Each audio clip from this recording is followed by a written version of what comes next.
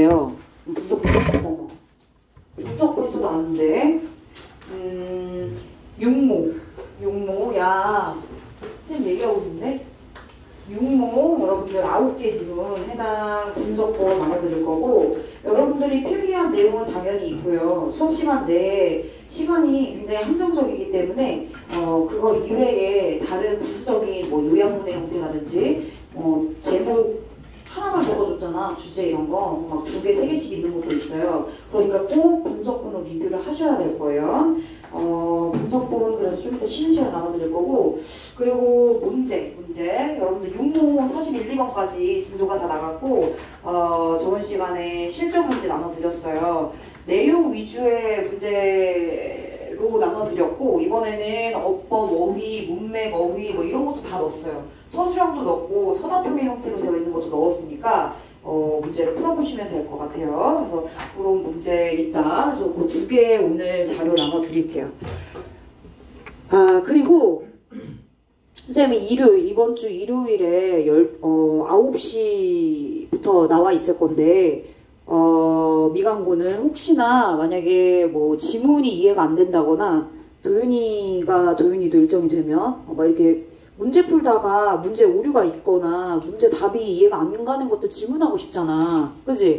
근데 막상 학원 오는 날 학원에 오면은 질문할 시간이 없잖아. 그치? 그래서 그런 친구들이 있어서 한 12시쯤 좀 지문 이해가 잘 안 되는 친구들 뭐 한두 명 아예 나 수금반은 지정을 해줬어. 너는 꼭 와 이렇게. 근데 화목반 같은 경우에는 모르겠어요. 일정이 다 있을 수 있어가지고 일정이 없는 친구들 중에 선생님이 얘기를 하긴 했는데 12시쯤에 선생님이 나와 있을 거예요. 한 1시간에서 2시간 정도. 그러니까 그 시간 맞으면 나와 선생님한테 잠깐이라도 질문하고 가시면 좋을 것 같아요.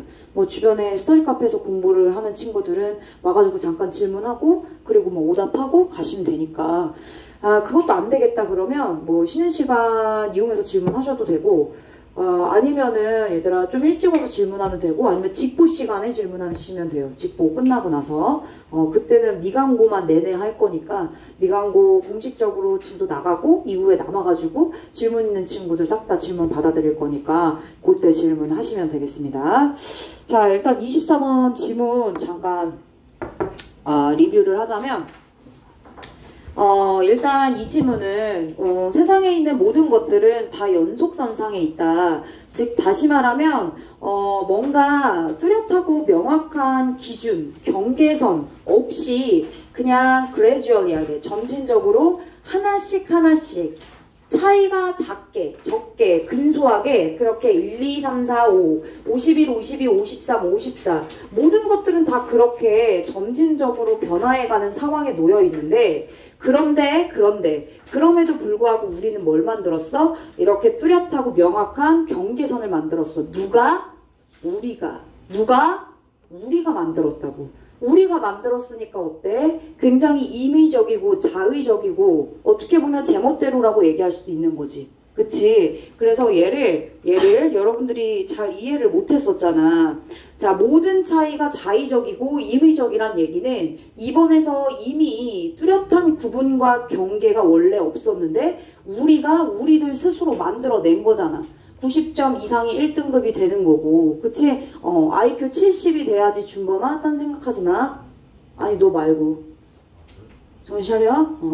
자, IQ 70이 정상 범위 내에 들어간다. 이런 기준을 우리가 정했기 때문에 그래서 3번에 arbitrary라고 하는 단어가 나오는 거야. 그래서 선생님이 고민을 해봤어. 그럼 이 단어를 뭐랑 좀 패러프레이징하면 여러분들이 조금 더 이해가 좋을까. 그래서 그냥 임의적인 거야. 그냥 정한 거야. 그냥 90점이 그게 좀 잘하는 것 같고 못하는 것 같지도 않고 그러니까 90점 1등급으로 한 거야. 그치? 그래서 어떻게 보면 무작위로 정한 거란 느낌으로 랜덤이라는 단어 그리고 어찌 보면 우리들이 정한 거니까 사실 서브젝티브 객관적이지는 않은 느낌으로 arbitrary가 쓰인 거야. 그래서 이런 단어로 완전 똑같은 단어는 아니지만 맥락상의 이런 느낌의 단어라고 생각을 해주시면 될 것 같아요.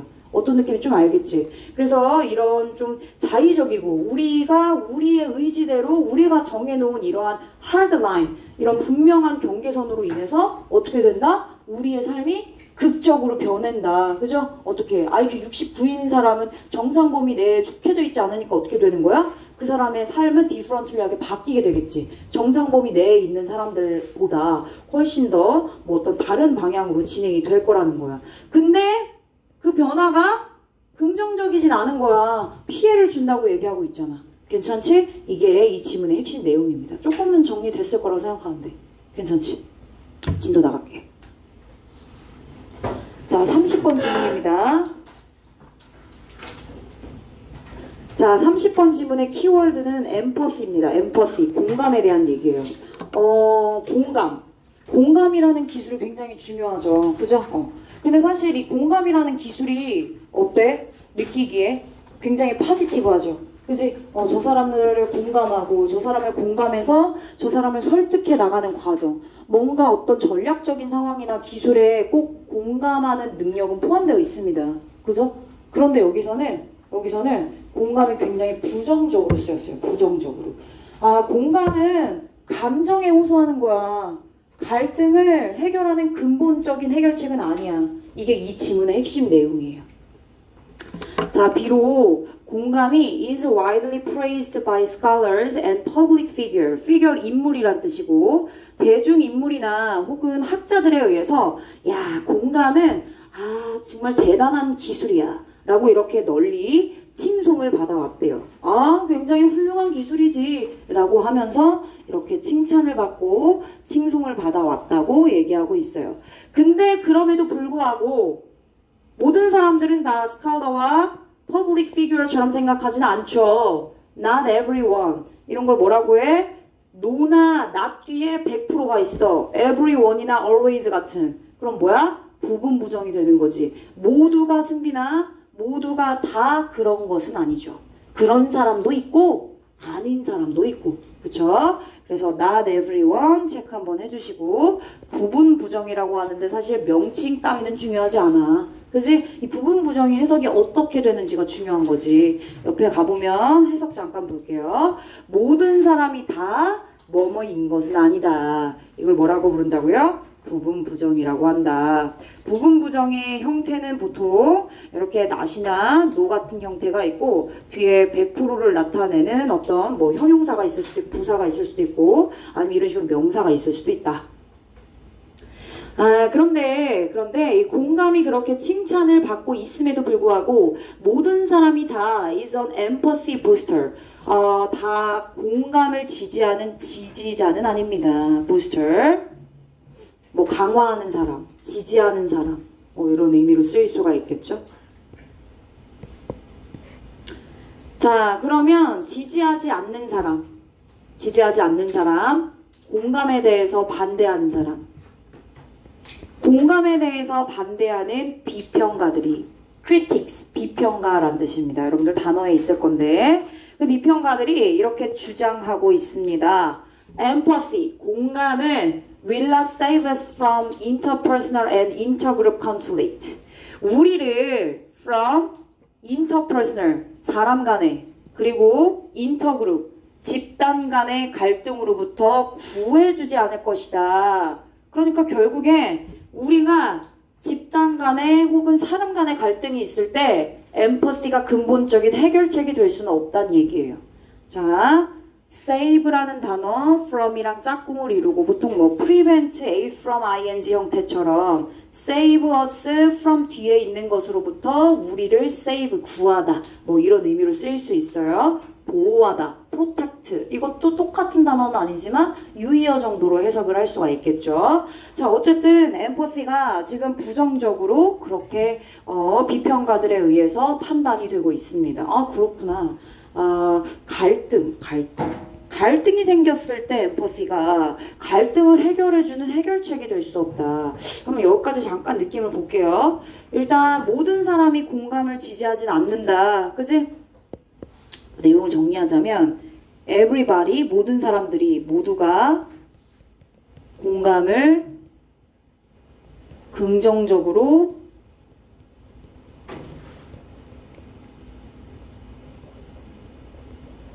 바라보지 않음.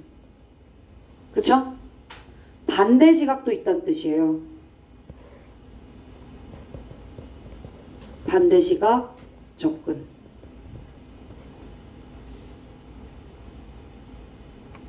그것에 대한 이유로 뭘 얘기해줬어? 공감은요, 갈등을 해결해주지 않아요. 갈등을 해결하는 해결책은 아니에요. 누가 그렇게 얘기했죠? From 비평가. 비판가들이 그렇게 얘기합니다.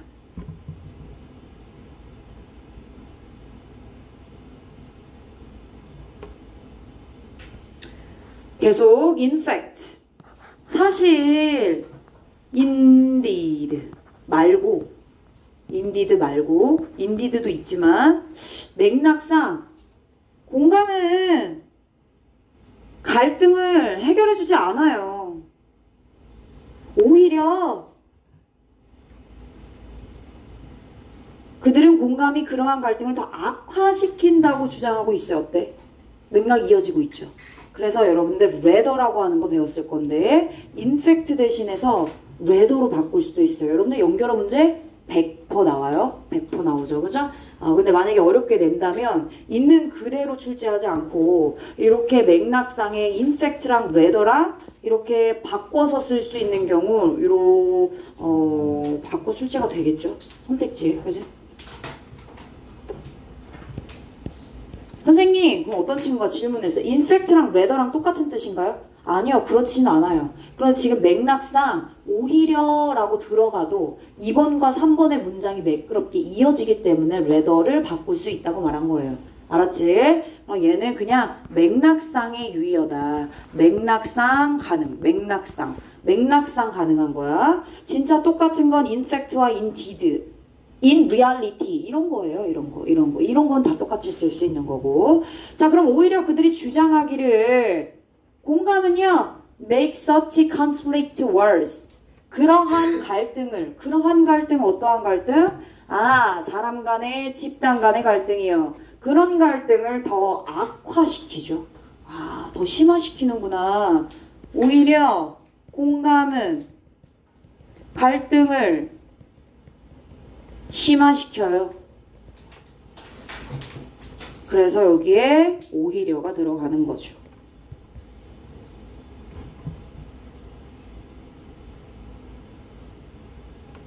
자, 이런 또 공감에 대해서 비판하는 비평가들이 주장하죠. maintain, 유지하다란 뜻도 있으나 지금 앞에 대꾸를 이루는 문장들의 단어들을 보면 전부 다 뭘 얘기하고 있어? 주장해요. 주장합니다. 그래서 maintain도 주장하다로 해석을 해주시는 게 좋겠죠. 자, 뭐라고 주장하는데? 공감은요. 굉장히 소모적이에요. 얘들아 생각해봐. 상대방에 대한 감정을 고스란히 느끼면서 그 사람을 공감해야 되는데 나는 그런 감정이 아님에도 불구하고 공감을 하게 되면 나의 감정적인 소모가 얼마나 크겠어. 그렇죠? 그래서 부정적으로 exhausting이라고 얘기하고 있네요. 굉장히 소모적일 수 있다. 자, 그리고 lead to burnout. 번아웃도 올 수 있고요. 심지어는 심할 때 suffering. 고통에 대해서 무감각해질 수 있대요. 연결해서 설명해 줄게요. 5번이랑. 자, 고통에 대한 어때? 어쨌든 공감은 이렇게 소모적이며 그리고 번아웃과 무감각을 유발시킬 수가 있어요. 부정적인 결과를 초래할 수 있단 말이야. 자, 뒤에 있는 lead to cause 이런 걸로 바꿀 수 있겠죠. 그쵸? 많이 동의어를 정리해서 이건 패스하겠습니다. insensitivity, 무감각이란 뜻이에요. 무감각. 모르는 사람 써놓으세요. 어차피 여러분들 단어에 있을 테니까. 소모적인 같은 단어 하나 적어볼까? consuming이란 단어도 소모적인이란 뜻이에요. consumer, 소비자죠. 그쵸? time consuming, 시간을 소모한다. 시간을 많이 잡아먹는다는 뜻이에요. time consuming. 그래서 소모적인이라는 표현으로 쓰일 수 있다. 자, 그들은 또 주장해요. 당연히 뭘 주장하겠어요? 공감에 대해 부정적인 입장을 주장하겠죠. 자, 우리는 tend to empathize strongly with our in-group. 자, 이번에는 in-group과 그리고 out-group에 대한 얘기를 좀 해보려고 해요. 자, 공감이라고 하는 것은 가까운 사람에게 더 공감하는 마음이 잘 가겠죠. 그죠? 나랑 좀 경쟁하거나 나랑 반대 입장에 있는 사람을 공감합니까? 그렇지 않아요. 그래서 여기 내 집단과 외 집단의 차이를 두고 내 집단의 편향성에 대해서 얘기하고 있어요. 그쪽으로 쏠린다. 내가 포함되어 있고 내 안에 내 바운더리에 있는 내 집단, 그 안에 있는 집단의 사람들에게는 아주 강력하게 뭐 하죠? 공감을 합니다. 그렇지만 외 집단, 그 바운더리 밖에 있는 사람들에게는 오히려 공감하는 걸 거부하고 저항하죠. resist는 뒤에 ing 동명사 오는 동사예요. resist ing입니다, 여러분. 저번에 한번 써드려가지고 이렇게 어법적인 것만 체크해 주시면 될 것 같아요. tend to 뒤에 있는 to emphasize, 강하게 emphasize 하고요. 그리고 뭐 하는 경향이 있다? emphasizing 하는 걸 거부하는 경향이 있어요. 이렇게 대꾸를 이루고 있습니다. tend to 뒤에 있는 to emphasize and to resist 연결해 주시면 돼요. 외 집단에서는 공감하는 걸 거부하고 내 집단에서는 오히려 너무 심하게 strongly하게 공감하게 돼버리는. 자, 그리고 심지어는 이런 경우도 있어요. enjoy the suffering of outgroups in competitive or threatening context. 경쟁이 굉장히 심해요. 경쟁이 거의 막 그냥 막 불 붙었어. 그리고 굉장히 위협적인 상황입니다. 그런 상황에서 외 집단의 고통을 오히려 즐기는 경우도 있대요. 그죠? 뭐 스포츠를 한다거나 이럴 때는 그런 게 또 눈에 보일 수 있죠. 뭐 누구 퇴장당했으면 좋겠다. 상대편이 그래서 뭐 축구를 하다가도 한 명 빠지면 참 좋겠는데 누구 다치면 좋겠다. 이거 뭐야? 되게 악마 같잖아, 이런 생각. 근데 그렇게 된다고요. 그래서 이렇게 된다고. 고통에 대해서, 그치? 상대편의 고통에 대해서 무감각해질 수 있는 이런 상황도 벌어진다는 얘기예요. 괜찮지? 그래서 뒤에도 대꾸를 이루고 있습니다. 이러한 경향이 있다는 거. to enjoy 하는 경향까지 있다는 거. 그래요? 아, 그렇구나. 자, 그러면 결국에는 지금 결국 여기까지 공감은 어쨌든 마이너스인데 마이너스인 이유는 갈등을 해결해주지 않고 오히려 심화시킨다. 그러면서 구체적인 얘기를 언급하고 있죠. 왜? 소모적이며 어쩌고 번아웃 오고요. 이런 거 이끌고요. 내 집단에 대해서 편향성을 가지게 하고요. 그러니까 이거 뭐야? 아, 공감에 대한 문제를 나열하고 있구나. 공감에 대한 문제를 얘기하고 있어요. 공감에 대한 문제 1번 정리해볼까요? 감정적 소모입니다. 감정적 소모. 감정적 소모가 커요. 그리고요, 공감에 대한 문제 2번입니다. 뭐죠? 내 집단에 있는 사람한테 너무나 스트롱리하게 엠퍼사이즈 한다는 거예요. 그러니까 내 집단의 편향성, 이쪽으로 쏠리는 거죠.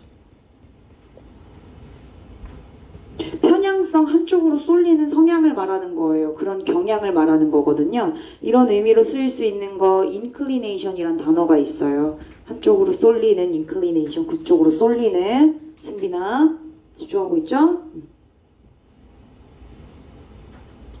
좋아요. 계속 지금 부정적인 입장으로 이 공감에 대한 문제를 나열해주고 있는 상황이고, 따라서 그러므로 연결어가 꽤나 많이 나와요. 그죠? 연결어 문제도 이런 지문은 출제의 가능성이 굉장히 높습니다. 그리고 이렇게 기승전결, 그거에 맞춰서 연결어가 딱딱딱 맞춰서 나오는 경우도 특히나 그런 지문은 연결어 문제가 나올 수가 있어요. does, therefore, hence 전부 다 결과 그러므로를 나타내고 있죠. 자, 이렇게 empathy가 부정적이고 문제들이 많기 때문에 야, 공감 좀 해. 야, 공감하는 마음을 가져야지. 더 많은 공감을 해결책으로 제시하는 거. 자, 여기서는 솔루션을 대신해서 비유적인 표현으로 처방전이란 단어를 쓴 거예요. 솔루션이란 얘기죠. 솔루션. 그치? 야, 공감해라 라고 하는 그런 솔루션. 처방전은 is often 종종 counterproductive, 역효과를 낸대요. 너무 중요한 단어입니다, 여러분. 별표할게요. 역효과를 내는.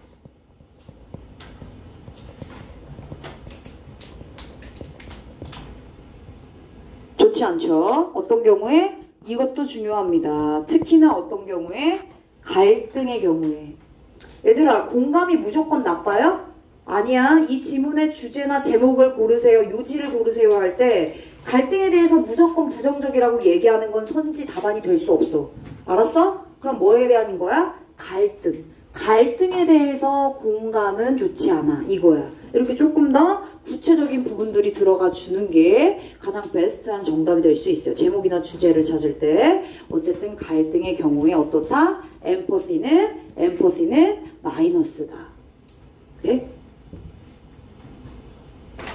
자, 그러니까 공감하라고 하는 공감하라는 조어는 어드바이스는 어떻다? 해. 오히려 역효과를 낸다. 해가 된다.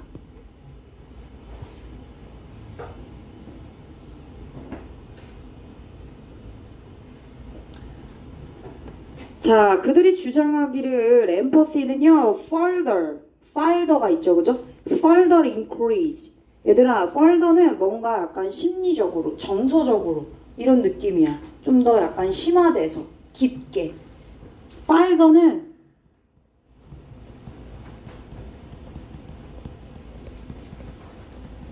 물리적인 걸 말하는 거야. 진짜 물리적인 거리가 더 멀 때. 그지?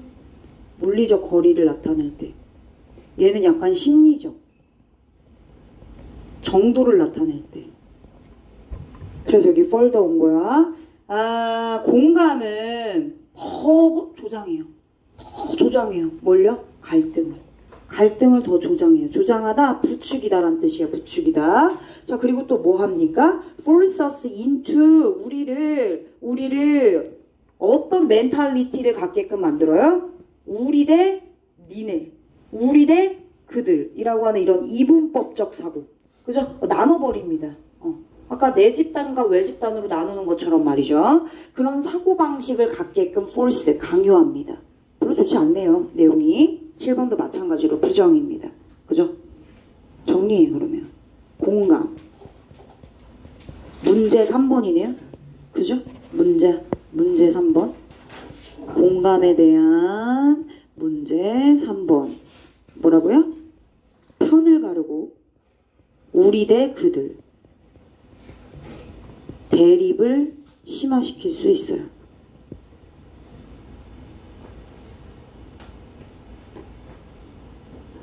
계속요. 자, 마지막으로 even when we try to empathize with others. 우리가 심지어 이런 경우일 때도, 심지어 이럴 때도 라는 뜻입니다. 우리와 dissimilar, 달라. 우리와 다른 사람들과 공감하려고 노력하거나, 우리랑 다른 거니까 당연히 우리랑 다른 그들은 익숙치 않고 낯선 그러한 상황에 있는 사람들이겠죠. 어법으로 나누자면 잘 봐.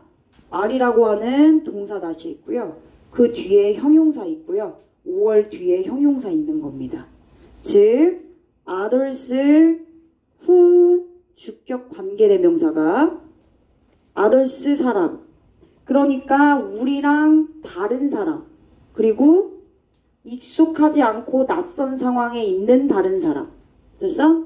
우리랑 dissimilar, 다른 사람, 혹은 낯선 상황에 있는 사람. 괜찮지? 이렇게 형용사가 5월로 연결되어 있는 모양인 거야. 자, 그런 사람들과 심지어 공감을 좀 해보려고 할 때조차도 때때로 우리는 unable to accurately empathize with their experiences. 그들의 경험에 대해서 정확하게 공감할 수가 없어요. 그렇죠?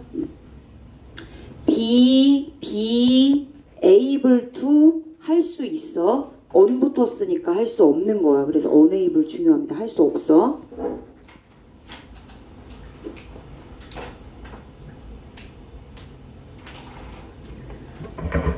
정확하게가 중요하죠.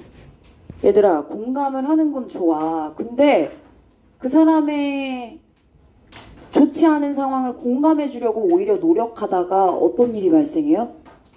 그 사람의 기분을 상하게 하는 경우도 있잖아요. 그쵸? 오히려 그게 더 갈등을 조장시키고 오해를 불러일으켜요.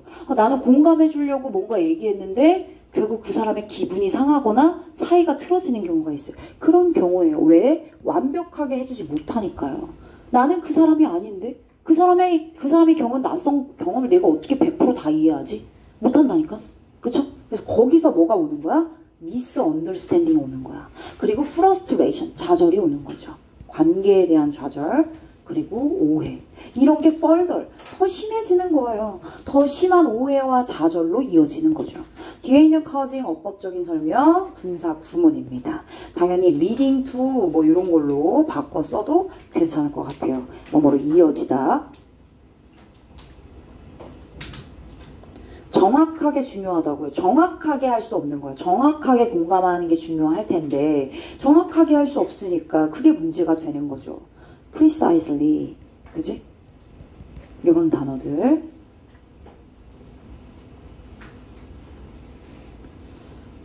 자, 문제 4번.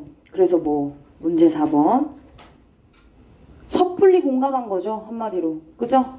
섣불리 공감을 했어요. 그래서 뭘 만들었어요? 오해를 만들었죠. 좌절을 유발했어요. 그 이유는 뭐죠? 100% 정확하게 공감할 수 없으니까.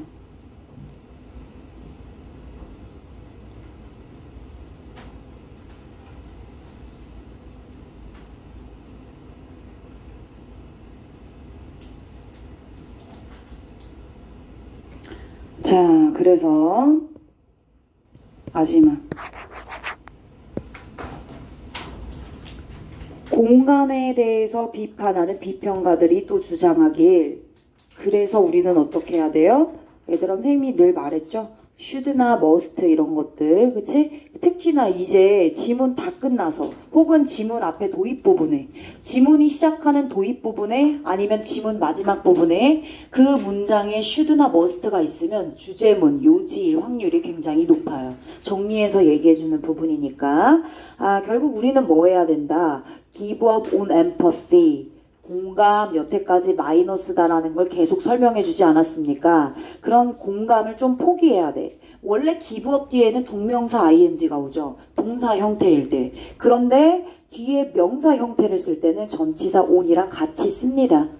give up on 이렇게 명사, give up on 명사. 근데 on이 가끔 이렇게 생략이 될 때도 있기는 있어요. 근데 보통은 give up on 명사로. 자, 이 공감이라는 걸 포기하고. 왜? 단점이 너무 많은데 마이너스야, 그치?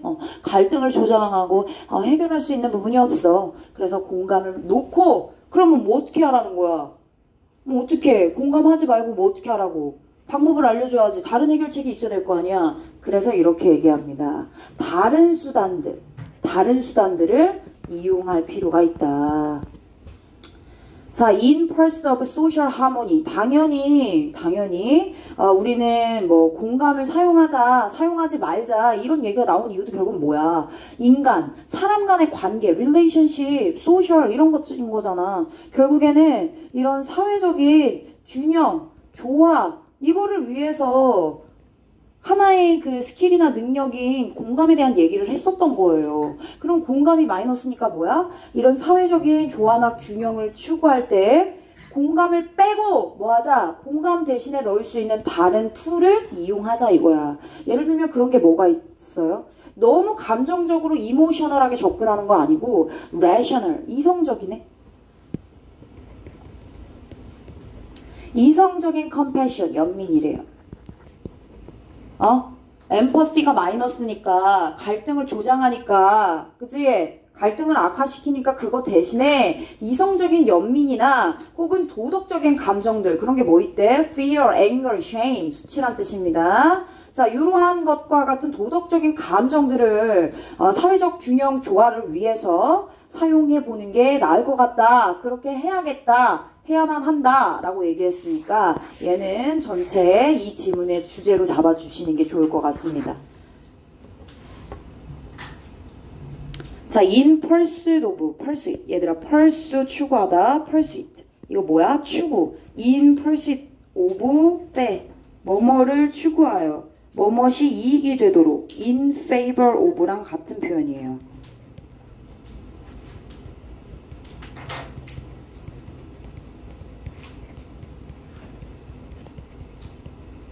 뭐뭐 하기 위해, 사회적 조화를 위해 이렇게 해석하시면 되겠습니다.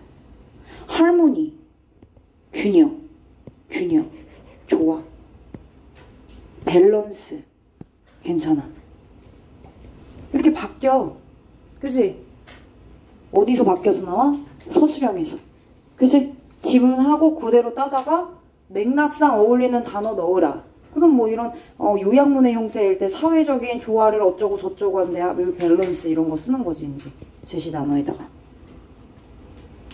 매치 이런 거 쓰면 되겠지.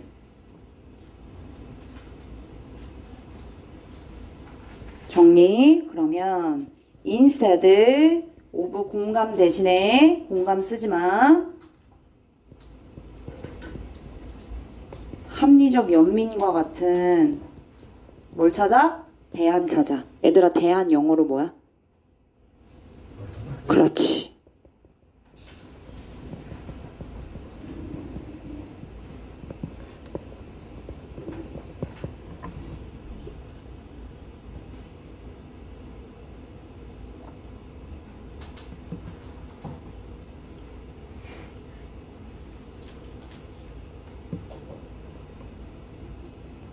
맨 위로 올라가서 주제 쓰겠습니다. 지문 주제.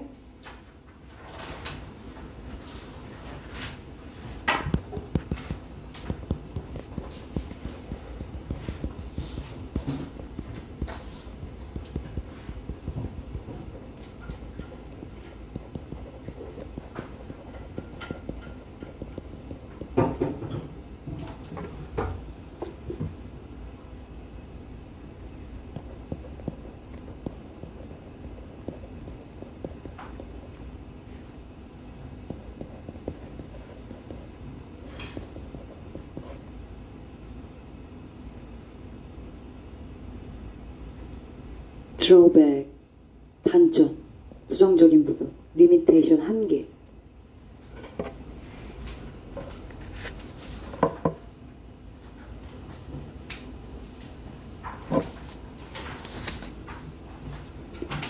다음 지문 가겠습니다. 31번 지문으로 넘어갑니다. 다 못 쓴 친구들이 있어서 다시.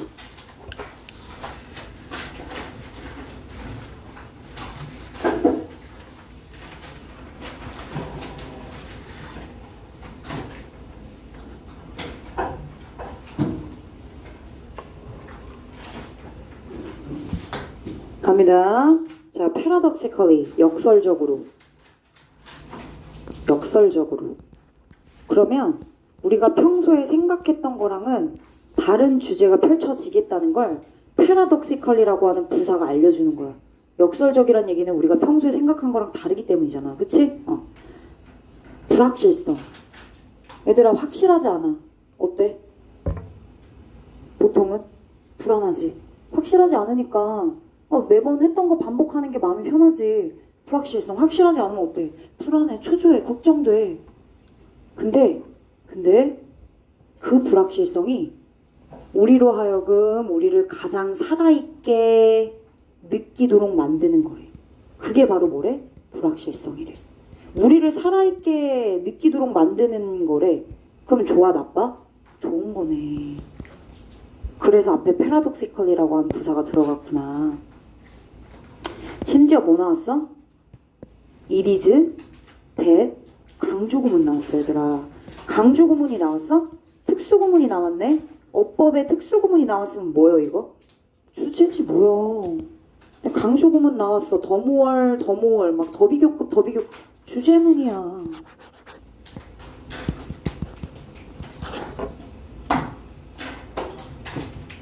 자, 대절 뒤에 동사 다시 us 목적어, 목적격 보호 자리에 동사 원형 feel, 뭐뭐 하게 하다, 사역동사네. 그리고 feel 뒤에 alive라고 하는 보어 다시가 들어간 거지. 살아있는 이란 형용사로 쓰였습니다. alive는 누굴 꾸밀 수 없어요. 살아있는 음악, 생생한 음악. 얼라이브 뮤직이야, 라이브 뮤직이야. 라이브 뮤직. 라이브는 명사를 수식할 수 있어. 근데 얼라이브는 수식이 불가능한 형용사라 보어 자리에 와야 돼요. 그죠? 얘들아 이런 거 뭐 위치로 바꿀 수 있죠? It is that 강조구문 간략하게 설명하자면 It is that 강조구문에서 자 강조하는 대상이 주어나 목적어인 경우에 그러면 주어 목적어가 사물일 수도 있고 사람일 수도 있죠.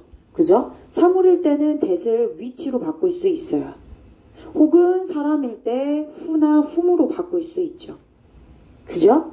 자 그리고 it is that 강조구문인데 여기에 부사구가 강조됐네. 부사구. 근데 시간을 나타내는 부사구가 왔어요. 단어가 있는 거죠. 그럴 때는 뒤에가 또 완전하네. 그럴 때 뭐 써요? 뭐 쓰겠니? 시간을 나타내는 명사 덩어리 여기 있고 뒤에 완전하면 얘 뭐 쓰겠니?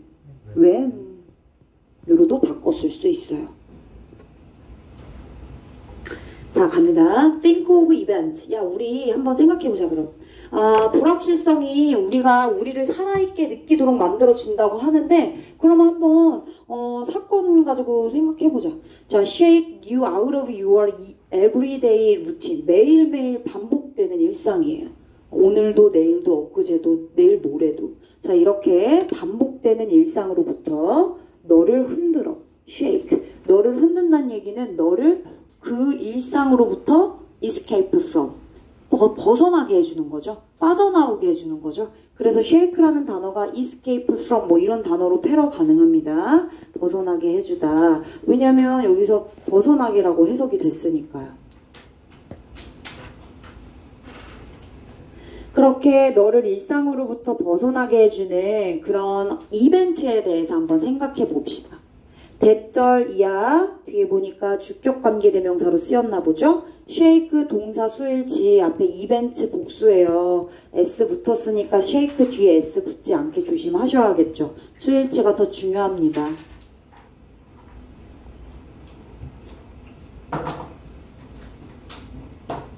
자 그런 경우 나열하고 있어요. 콜론 뒤에 볼게요. Maybe attending a family wedding. 이제 결혼한대 가족들이. 그지? 가족 중에 누군가가 결혼하는 거. 그리고 making a big presentation. 굉장히 큰 프레젠테이션을 해야 되는 거.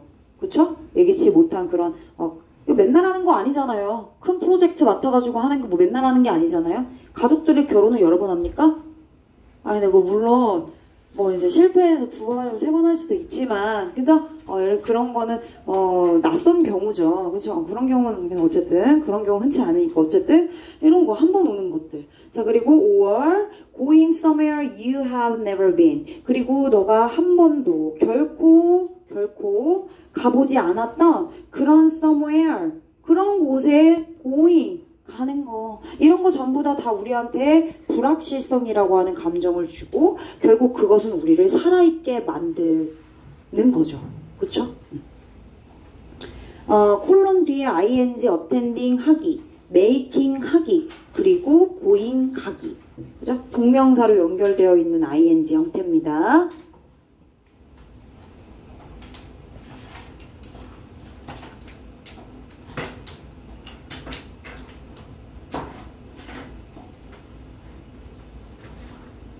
(3번에) 또 나왔어요. It is that 강조구문 또 나왔죠?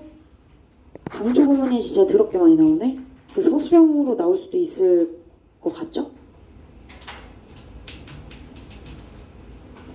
자 그런데 강조된 내용을 보니까 on those occasions예요. on those occasions. 얘들아 occasions 뭐야? 상황, 순간,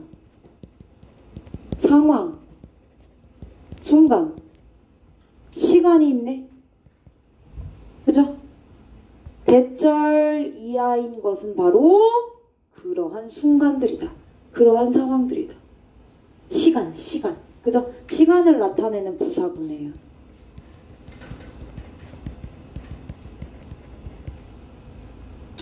자, 이제 불확실성이 왔어, 나한테. 그지? 불확실성이 나한테 왔죠. 그런 이벤트가 나한테 왔을 때 어떻게 느껴지냐면 시간이 조금은 더 천천히 흘러가는 것처럼 느껴진대요. 새로우니까. 그죠? 천천히 더 흘러가는 것처럼 느껴지고 새로우니까 또 우리는 그만큼 더 완전하게 몰입하게 된대요. Feel engaged. Feel engaged. engaging이랑은 완전 다른 뜻이에요. engaged와 engaging은 다른 뜻이에요. engaging. 네, 알파벳. engaged 무슨 뜻이라고요? 몰두하고 몰입하는 거라고요. engaging은요, 매력적인 거예요. charming, attractive.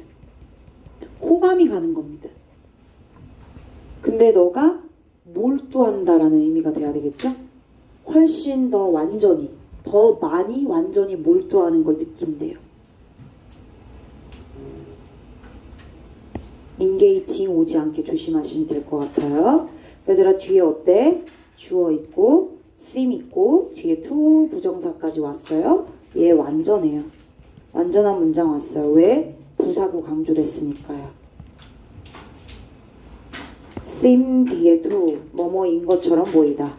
시제 같으니까 단순 부정사 왔겠죠.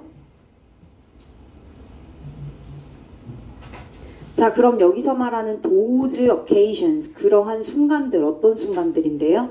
뭐 어떤 순간들이야? 불확실성을 주는 순간들이지. 그치?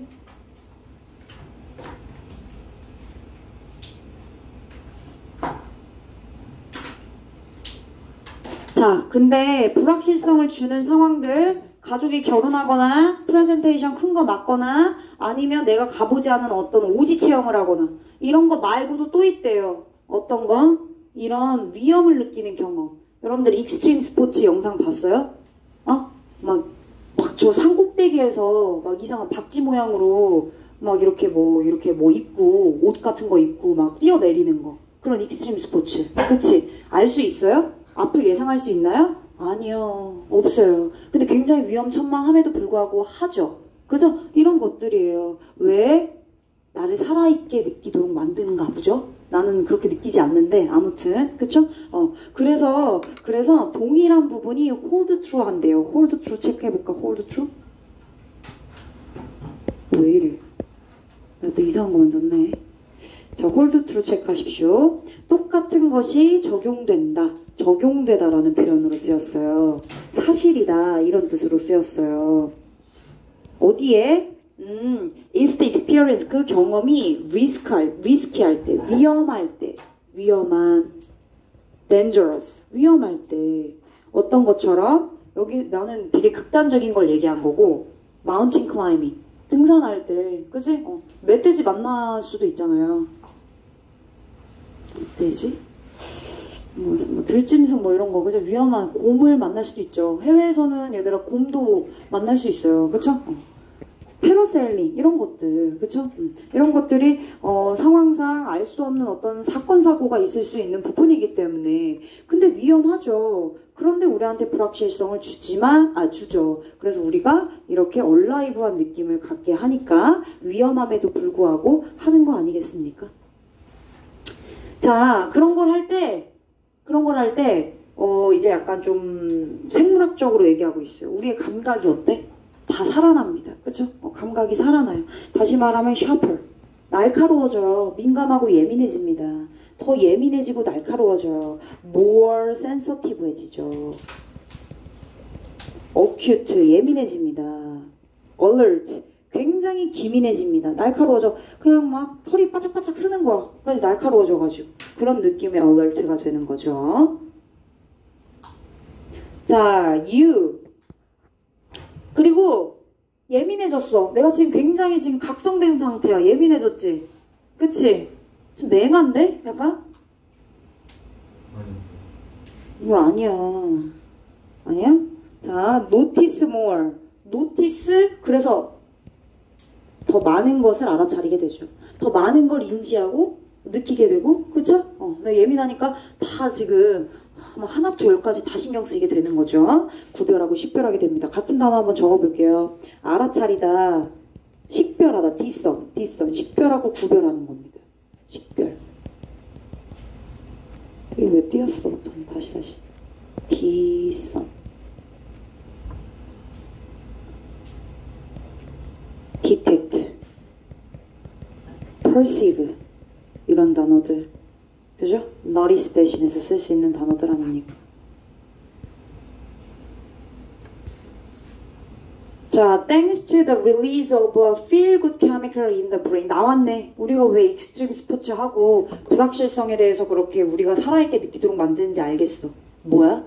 우리 뇌 속에 도파민이 나온대요. 그죠? 기분 좋게 만들고 우리 살아있게 만드는 그런 어떤 호르몬이 분비되니까 그런 거 아니겠어요? 그래서 feel good이라고 나와 있죠? 기분 좋게 만드는 화학 물질. 그게 바로 뭐예요? 도파민이라고 합니다. 도파민이라고 불리는 그런 우리 뇌에 기분 좋게 만드는 그러한 화학 물질의 release, 분비 때문에. 얘들아, thanks to 뒤에는 명사 덩어리밖에 없어요. thanks to요? 그럼 전치사인 거야. 얘 전치사 thanks to 덕분에 때문에. due to? 괜찮네. because of? 괜찮네.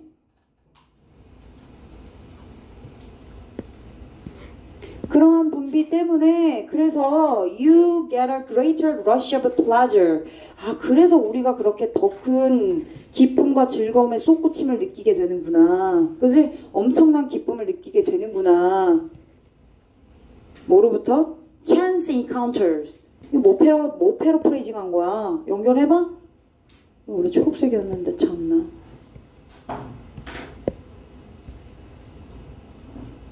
chance encounters.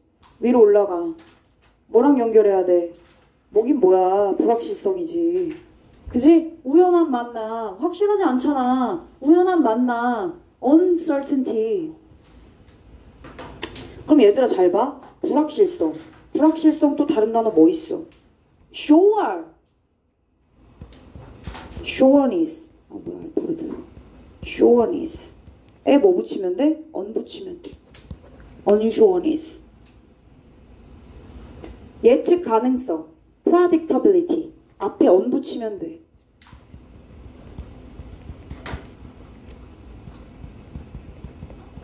predictability.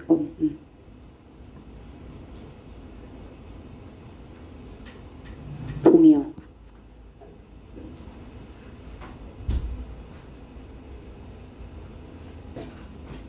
밑으로 내려가. 마저 할게. 아, 그렇구나. 찬스 인카운터로부터 우리가 더 큰 즐거움을 느끼는구나. 그레이터 나왔네? 그럼 뒤에 비교급 나왔으니까 데니랑 짝꿍이지. 뭐랑 비교했을 때? 플랜드 미팅. 이미 예고되고 의도되고 계획된 미팅 이미 알고 있지? 이렇게 기존에 이미 알고 있고 의도되고 계획된 그러한 미팅보다 우연한 만남에서 오는 즐거움이 훨씬 더 크다고요. 서프라이즈. 좋아하잖아 사람들. 그치? 서프라이즈가 좋죠. 서프라이즈가. 자, 그래서 여기 있는 플랜드는 정해진 거니까 의도된, intended 이런 거 의도된, 이미 의도됐죠. 그렇지 않니? design 이미 설계됐고 만들어진 거죠. deliberate 이런 거 의도된, 그쵸?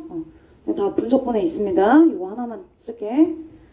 우연한 만남, 서로 반대 개념. 얘는 사실 명사예요. 우연한 만남. 그냥 이렇게 복합명사처럼 쓰였는데 선생님 그냥 우연한 형용사로 가면 안 돼요? 하면 accidental 쓰면 되는 거야. accidental 우연한이란 뜻이잖아. 그치? 우연한 만남.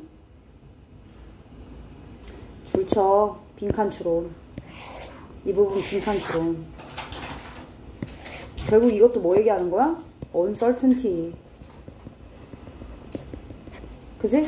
불확실성이 우리한테 더 큰 즐거움을 준다.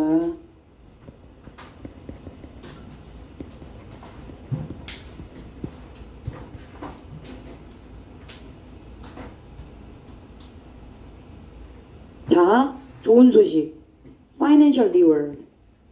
금전적인 보상, gift, 선물. 이런 거 예고하고 주면, 물론 좋지. 예고하고 줘도 좋은 건 좋은 건데, 근데 이제 더 즐거움을 크게 만들기 위해서는 어떻게? 아까 말했잖아, 선생님이. 서프라이즈. 그죠? 그것들이 서프라이즈일 때. 그죠? 뜻밖의 일일 때. 그럴 때 이것들이 더 어떻다고? 인조이어블하다고. 아까 말했던 것처럼 더 큰 플레저인 것처럼 더 즐겁게 만들어준다고. 그치? 똑같은 얘기를 또 해주고 있는 거 아닙니까?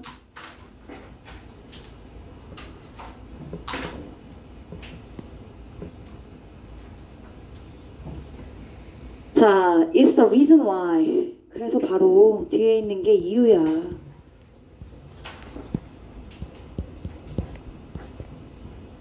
That is why. It is why. 그래서 라고 해석하면 돼. 뭐뭐인 이유이다.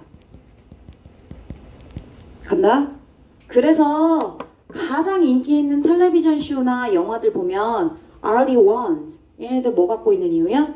Unexpected plot twist. 결국엔 저기 뭐야 해피엔딩으로 가겠지. 주인공 저기 죽을 뻔 걸렸는데 나중에 다 나와가지고 그지? 남자 주인공이랑 행복하게 살겠지라고 했는데 주인공이 죽어버려. 이런 것들 그지? 이런 뜻밖의 예기치 못한 줄거리의 반전 있으면 야 이거 예기치 못했는데? 재밌다. 그리고 굉장히 놀라운 결말. 야 이거 대박이야. 한번 봐봐. 이제 누군가가 뭐해? 스포해. 그럼 짜증나죠 그죠? 자, D once 체크.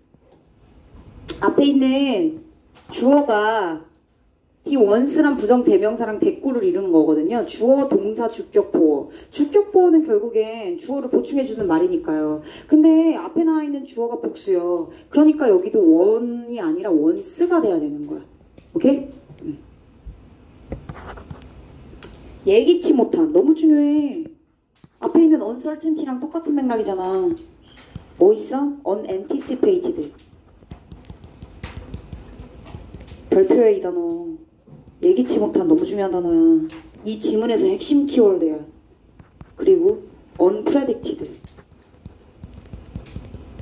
그리고 unforeseen 이런 거 있어. 앞을 내다보는 예상하는. 근데 못 봐. 이런 표현들. 반전. 트위스트. 이거는 안 적어도 될 것 같고 분석본에 있을 거야.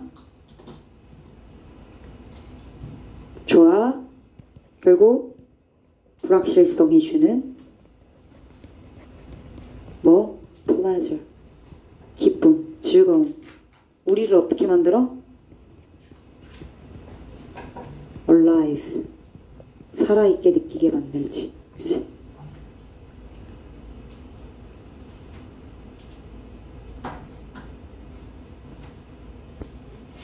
제목 갈까? 제목.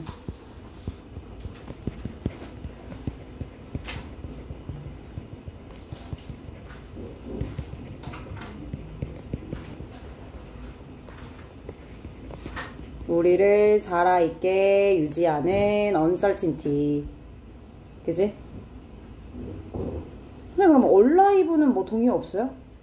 alive, 살아있게 하는. 우리를 생생하게 하는. 힘차게 vigorous 이런 단어 써도 돼. 힘찬, 활기찬, 생기 넘치는 이런 거. 생기 넘치는.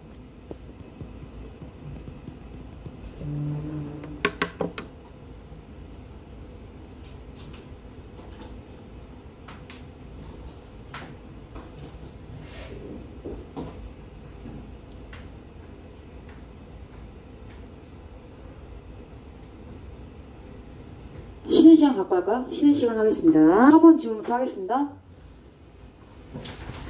얘들아 34번의 키워드는 anchoring이에요. anchoring 체크.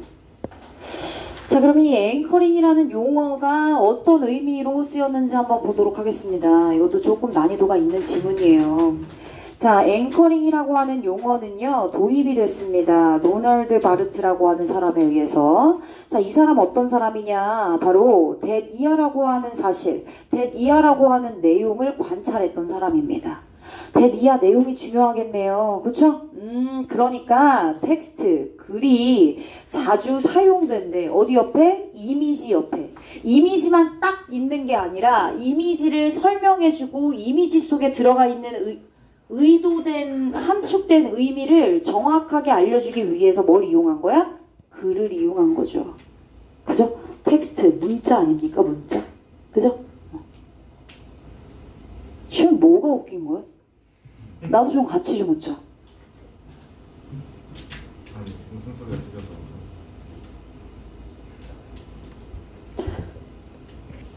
그래. 아니 진짜 같이 웃고 싶어서 물어본 거야. 웃는 거 가지고 뭐라고 하는 건 아닌데. 자, 그의 포커스는, 자, 앞에 있는 그는 로널드 바르트가 되겠죠. 로널드 바르트, 그의 포커스. 자, 그가 어디다가 집중을 줬냐면, 그는 포토그래프, 이미지, 사진. 그는 이미지에다가 집중을 두긴 했지만, 그렇지만, 이미지가 우리에게 전해주는 해석의 다양성은 엄청나요. 그죠? A일 수도 있고, B일 수도 있고, C일 수도 있고, 그 그림이나 혹은 사진이나 이미지를 보면서, 우리가 왜 그래? 괜찮아? 네? 왜 그래? 안시영이 저 그냥 혼자 상상하고 있는 거야? 그냥 상상했었어요. 듣고 있는 건 맞지? 오. 아니, 얘들아, 난 여기서 니네 표정이 다 보이잖아. 근데 집중을 갑자기 하고 있다 웃으면 무서워. 진짜 너무 무서워. 얘가 왜 이러지? 무서워. 무서워. 그러니까 이유를 물어볼 만하지 않아? 그치? 알았어. 자, 그래서 어쨌든 글이 그 다양한 그 이미지의 해석을 좀 줄여주기 위해서 글이 그래서 이제 사용이 되는 거예요. 선생님 좀 백그라운드를 깔았는데 결국에는 그 이미지 속의 의미를 뭐 하기 위해 한정시키기 위해서 텍스트라는 것을 사용하는 거죠. 그걸 관찰한 게 로날드 바르트라는 사람이라고요. 괜찮지? 그리고 그 사람이 앵커링이라고 하는 단어를 도입한 거죠. 주제문인데요. 앵커링이라고 하는 키워드가 나왔고 그것이 이 사람으로 인해서 만들어졌고 그러면 이게 근본적으로 어떤 의미를 갖고 있느냐? 그것은 바로 글과 이미지가 만났을 때 이미지 속에 있는 이미지를 한정하기 위해서 글이 사용되는 거. 그게 앵커링이다. 이렇게 정리를 해주시면 되겠어요. 내용 정리 한번 해보겠습니다. 앵커링이라는 건 말이야. 텍스트를 이용해서 이미지 속에 의미를 뭐 하는 거야? 한정시키는 거야. 이렇게 정리하면 되겠죠.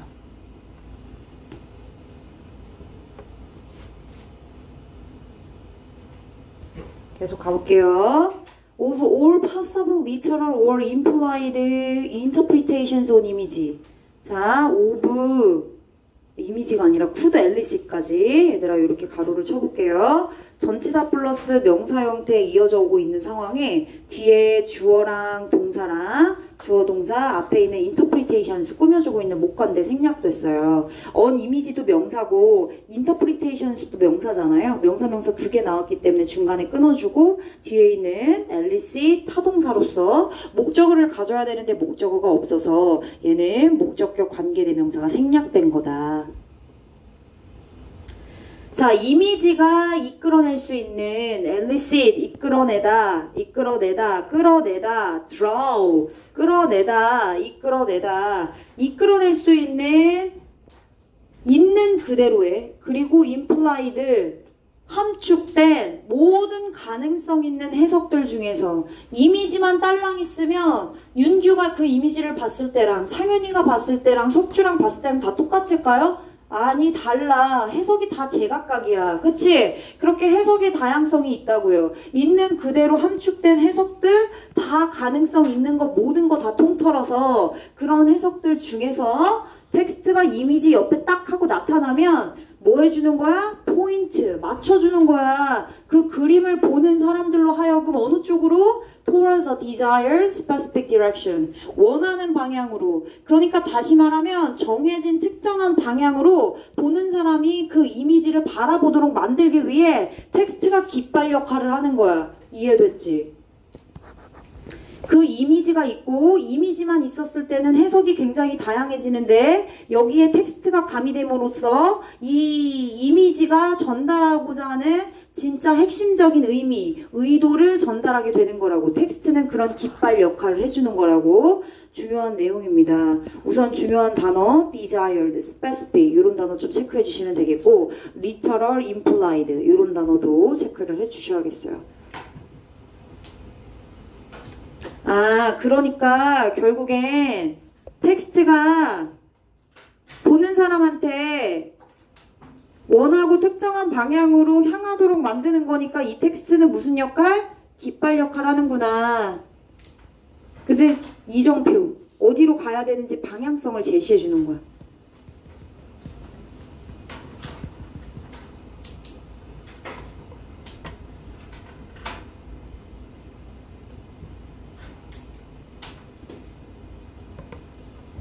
자, 광고에서 얘들아 구체적인 예시가 나왔네. 텍스트랑 이미지가 같이 들어가 있는 거. 카피라이트. 그쵸? 이미 그 광고 속에 있는 카피라이트가 그 광고를 왜 너네들한테 만들어서 보여주는지에 대한 그 상징적인 의미를 부여하고 있죠. 그죠? 핸드폰 광고가 막 나오잖아. 근데 요즘에 그냥 핸드폰 팔려고 핸드폰 뭐 스토리 없이 나와요? 아니야. 엄청나게 크리에이티브하게 광고를 만들어내요. 그래서 그 광고를 끝까지 집중할 수 있게끔 만들고 결국에는 어떤 텍스트나 이런 거 없이 만약에 애플, 뭐 갤럭시, 삼성 이런 로고나 이런 텍스트가 없이 그냥 봤을 때는 저거 어느 회사 제품이지? 이렇게 되잖아. 근데 결국에는 텍스트가 가미됨으로써 그 광고주가 전달하고자 하는 내용을 우리한테 전달해 주는 거지. 그래서 광고가 구체적인 예시가 되고 광고에서 바르트가 주장하는 것처럼 이 광고 속에 있는 상징적인 메시지는 does not guide identification, 식별을 가이드, 안내하는 것이 아니라 but interpretation, 해석을 안내하는 거야. 너무 중요해. not A가 아니라 but B야. 그러니까 결국에는 광고 속에서 보여주는 상징적인 이미지는 니네 보고 해석하라고 보여주는 거야. 그 이미지는 니네가 해석을 해야 돼. 해석한다는 얘기가 뭐예요, 선생님? 그 광고의 의도를 파악하라는 거야. 그냥 보고 빨간색 책상이구나, 노란색 핸드폰이구나, 그냥 시각적인 있는 그대로의 눈으로 보이는 거 그냥 식별하고 확인하는 게 아니라 그걸 넘어서서 왜 저렇게 만들었는지, 저 물건을 가지고 왜 우리한테 저런 의도로 전달이 됐는지 그걸 뭐 하란 얘기야? 해석하란 얘기야. 그치? 자, 결국엔 광고, 이미지가 텍스트랑 합쳐져서 전달하려고 하는 상징적인 이미지는 그냥 있는 그대로를 그냥 시각적으로 보여주려고 그런 게 아니라 interpretation, 해석하려고 보여주는 거야. 의도를 파악해서 전달하려고 보여주는 거야. 너무 중요한 거야.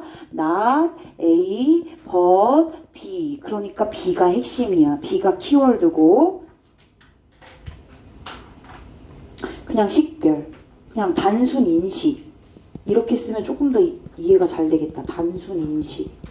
단순 인식을 하라는 얘기가 아니라 해석으로 가이드, 안내하는 거야. 유도하는 거라고.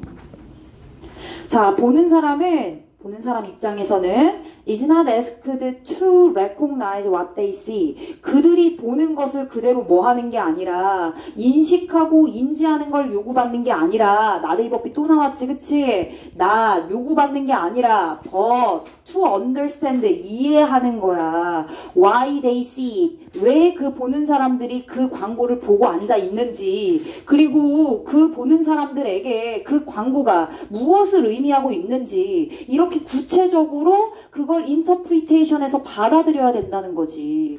오케이, 똑같은 얘기 또 하고 있지? 인터프리테이션이라는 한 단어를 지금 뒤에 이렇게 to understand why they see it and what it means to them 이렇게 풀어준 거야. 그럼 연결해야지. 이렇게 똑같은 얘기 또 패러해 준 거잖아. 그럼 빈칸으로 당연히 나오겠지.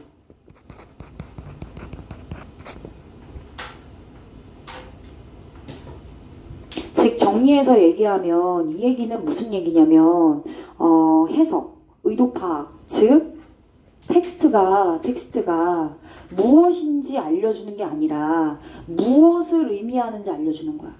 무엇을 의미하는지, 그게 뭔지.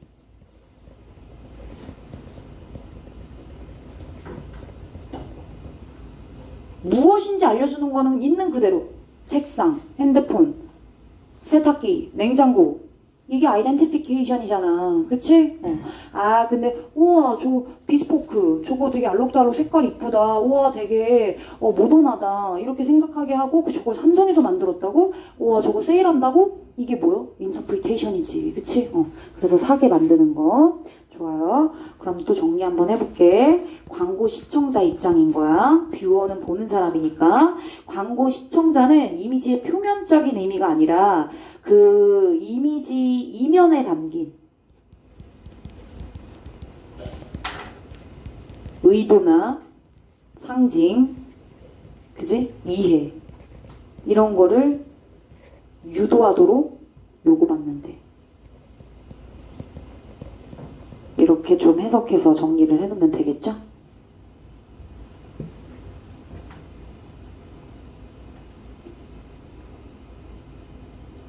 자, by combining images with text.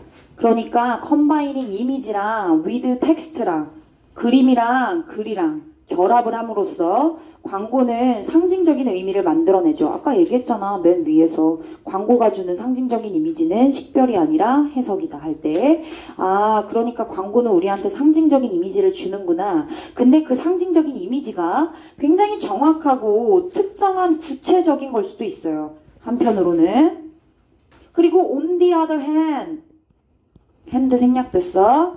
다른 한편으로는 풍요롭게 만들 수도 있대요. 풍부하게 만들 수도 있어요. 뭔가 있는 그대로의 의도를 정확하게, 구체적으로, 특정하게 가리키는 걸 수도 있고 플러스 뭔가 조금 더 암시적인 부분들을 우리가 의도적으로 상상해서 캐치할 수 있게끔 그렇게 리처하게 만드는 경우도 있대요. 자, 그렇게 함으로써 따라서 adding depth, 깊이야. eliminating, 얘 뭐야? 포기야. of rational and emotional interpretations. 해석에는 감정적인 해석과 이성적인 해석으로 얘기할 수 있는데 이런 감정적인 해석과 이성적인 해석의 깊이를 뭐 해줘? 올려줘. 깊이는 올려주고 그런데 텍스트가 가미됐으니까 우리가 그 이미지를 바라봤을 때 드는 여러 상상력, 겁나 많은 1부터 10까지, 20까지의 그런 상상력, 그런 가능성 있는 다양성의 폭을 뭐 해줘? 줄여줘. 제거해준대. 여기도 중요해.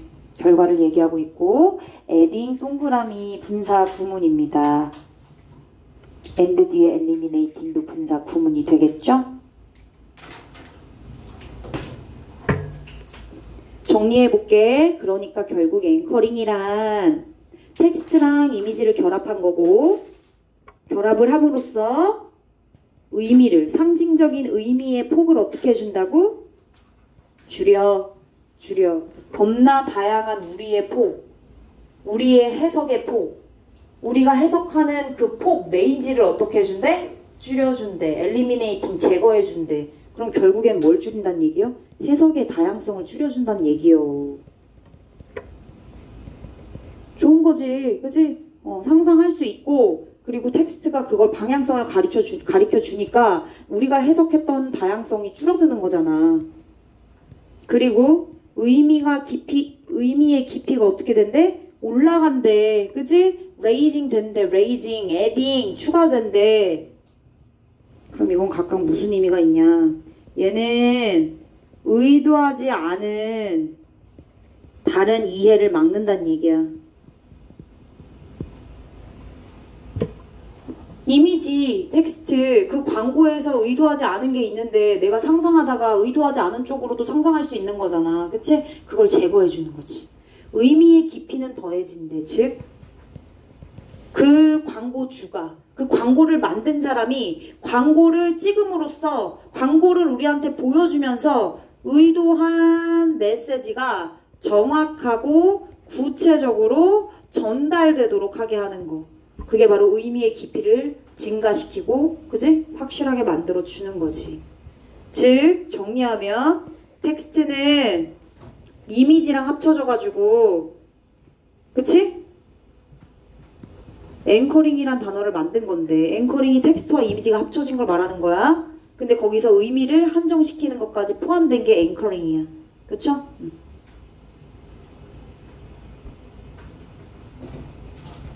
얘 가로치고 여기 써놔. 의도된 의미의 깊이는 어떻게 된다? 올라간다. 초록색으로 체크할 게 중요해. 앵커링. 텍스트와 이미지가 결합해. 그게 앵커링이야. 앵커링의 상징적인 의미는 해석의 다양성은 줄여주고 의도된 의미의 깊이는 올려준다. 이렇게 정리하면 돼. 빨리.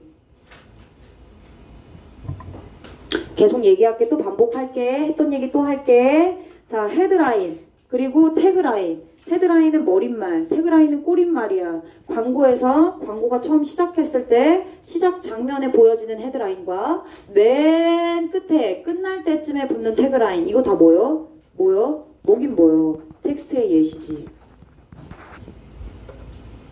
자, 얘는 당연히 광고 이미지 아니야. 이미지 속에 있는 텍스트 헤드라인과 태그라인을 말하는 거 아니겠어? 그치? 자, 이러한 텍스트는 헤드라인과 태그라인은 뭘 해줘? 방향성 제시해줘. 디렉트, 방향을 제시해준다. 어디를 향하게 만들죠. reader, 그 글을 읽는, 그 텍스트를 읽는, 그러니까 시청자들로부터 하여금 시청자들이 어느 쪽으로 through the intended meaning of the image, 그 이미지, 광고, 그 광고가 보여주는 이미지에 이미 의도됐어. 광고주가 그 광고를 왜 찍었어? 시청자한테 전달하고자 하는 게 있으니까. 그러니까 의도된 의미가 이미 있어요. 그쵸? 의도된이 너무 중요해. 정해진 거야. 정해진 의미를 통해 그 리더들에게 그쪽으로 방향을 제시하는 거야. 그쪽으로 갈 수 있게끔. 아, 시청자들은 이미 답정너의 광고를 보고 있구나. 이렇게 생각하면 돼. 그치? intended, 의도된. 그래서요, so that, 이거 컴마 찍고 so that 그래서라고 해석하라고 했지? 결과라고 했어. 그래서 그 결과, 그 광고를 보는 리더는 어떤 것은 안 봐. 그리고 어떤 것은 봐.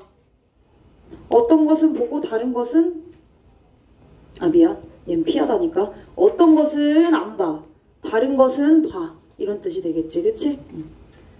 some은 others랑 짝꿍이야. 어떤 광고들은 보고 다른 광고들은 안 본다. 어떤 광고들은 피하고 다른 광고들은 받아들인다. 이런 뜻이에요. receive, 받아들이다, accept. 즉 다시 말하면 광고 안에 있는 광고 문구 텍스트를 말하는 거고, 이 텍스트는 결국 그 광고를 보는 소비자, 그러니까 리더가 되겠지. 이 리더들로 하여금 리더들이 특정 의미만을 수용하게끔 유도한다 이거야.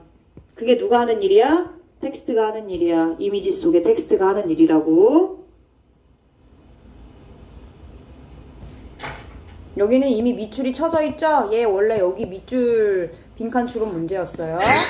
다른 데 부분이 빈칸 추론으로 나올 수 있어서 추측해가지고 선생님이 초록색으로 체크한 데가 빈칸 추론 예상입니다. 자, 그리고 그것을 리모트 컨트롤한데 그 광고를 보는 리더들을 조종하는 거죠, 사실은. 그래서 우리 조종하는 거잖아. 그래서 우리를 그 물건 사게끔 만들도록 설득하려고 그 광고 만든 거잖아. 그죠? 리모트 컨트롤, 원격 제어. 원격 제어하는 거죠. TV라고 하는 수단 하나를 통해서, 그지? 리더를 원격 제어하죠. toward, 어느 쪽으로? 뭐뭐 쪽으로, 뭐뭐를 향하여, 이런 뜻입니다. 이미 광고주들이 답정너라고, 그치? 우리한테 전달하고자 하는 의미는 이미 정해놨어. 그래서 그거를 거기 광고 속에다가 숨겨놓은 거야. 근데 이미지만 보고서는 우리가 해석의 다양성이 많아지니까 텍스트라고 하는 수단이 들어가가지고 뭐 하는 거야? 우리한테 그 의도된 메시지를 꽂아주는 거지. 괜찮지? in advance, 사전에. chosen, 연결해. intended랑 똑같은 거 아니에요. 선택된. 사전에 선택이 됐다는 얘기는 이미 의도된 거야. 픽스가 된 거라고. 미리 사전에, 얘는 미리 사전에. 같은 표현? 같은 표현. beforehand가 있어.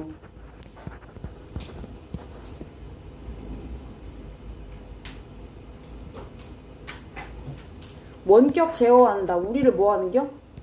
조종한다. 조종하다란 단어 M으로 시작한 단어 뭐 있니? 그렇지. 그렇지. manipulate. 그지? manipulate가 있어요. 조종하다.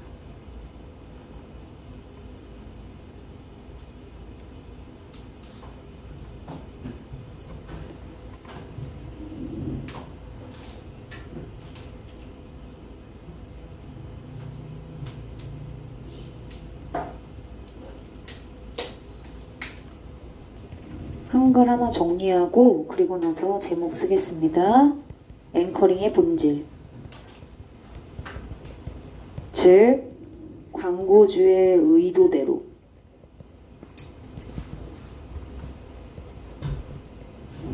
소비자 해석을 소비자가 하는 해석, 소비자의 해석을 뭐 하는 거야? 컨트롤하는 거야. 그게 바로 앵커링이야.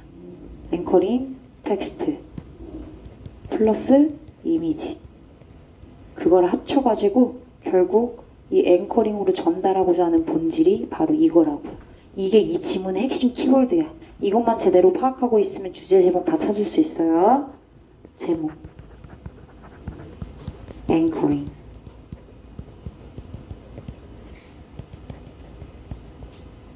How 텍스트가 controls what you see. 이 정도로 비유적인 표현으로 쓸 수 있겠죠.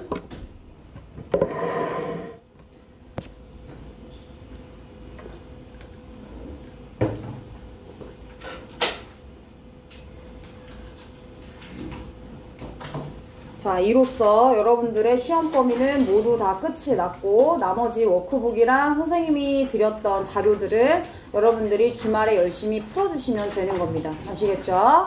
한 이제 55분, 56분이라서 남은 시간에는 클리닉 준비해 주시면 될 것 같아요. 클리닉 준비하십시오.